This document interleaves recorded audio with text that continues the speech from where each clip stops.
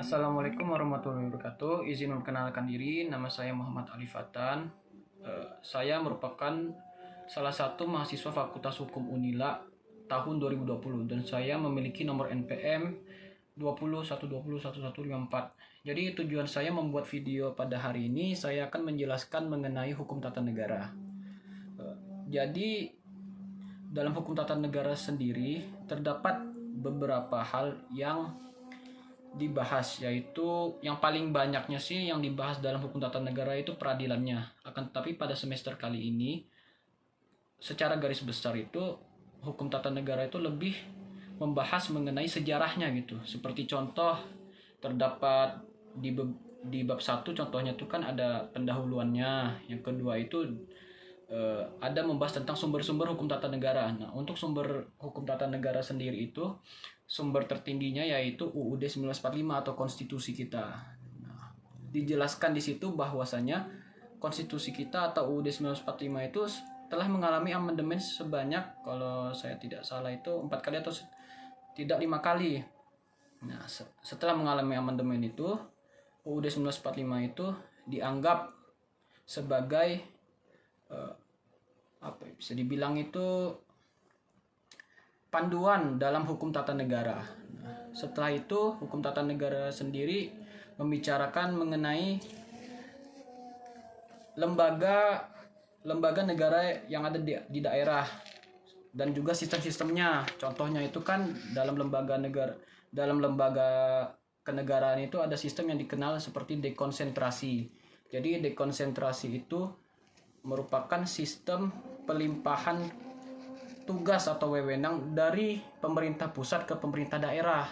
Nah, setelah itu di dalam hukum tata negara sendiri juga membicarakan mengenai dinamika ketatanegaraan rakyat Indonesia dan juga perubahan yang seperti saya bilang tadi, perubahan amandemen UUD 1945. Setelah itu dalam hukum tata negara juga pada semester kali ini membicarakan mengenai perbedaan negara hukum yang zaman dulu itu, seperti contohnya negara hukum Nahwakerstaat kalau nggak salah, itu merupakan negara hukum klasik gitu. Jadi sistem negara hukum klasik itu bisa dilihat pada pemerintahnya.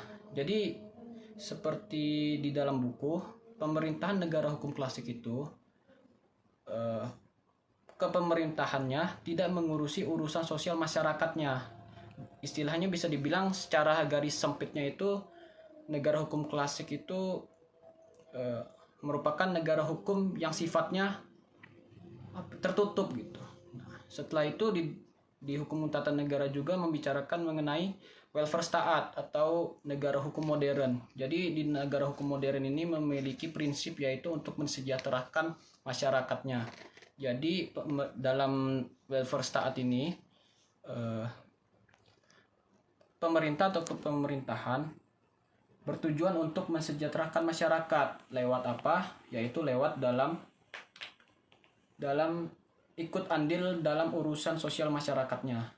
Setelah itu seperti pada kuliah umum sebelumnya, dalam hukum tata negara juga membahas mengenai hak asasi manusia dan juga beberapa istilahnya itu beberapa sejarahnya gitu.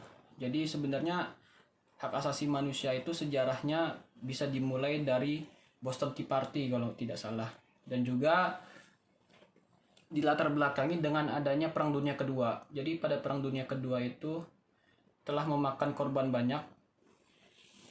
jiwa yang terlalu banyak. Jadinya negara-negara di seluruh dunia mempertimbangkan mengapa bisa terdapat banyak korban jiwa tersebut, maka dibentuklah hak asasi manusia itu untuk menjamin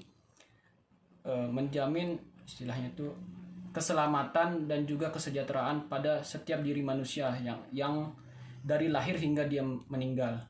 Setelah itu ada juga di dalam hukum tata negara itu membicarakan mengenai sejarah Mahkamah Konstitusi.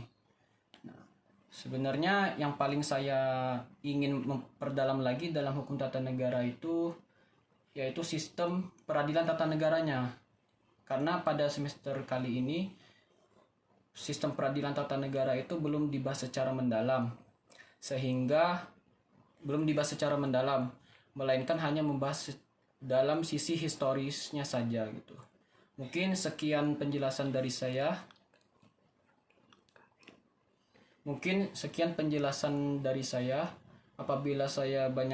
Apabila saya ada kesalahan mohon dimaafkan. Dan wassalamualaikum warahmatullahi wabarakatuh.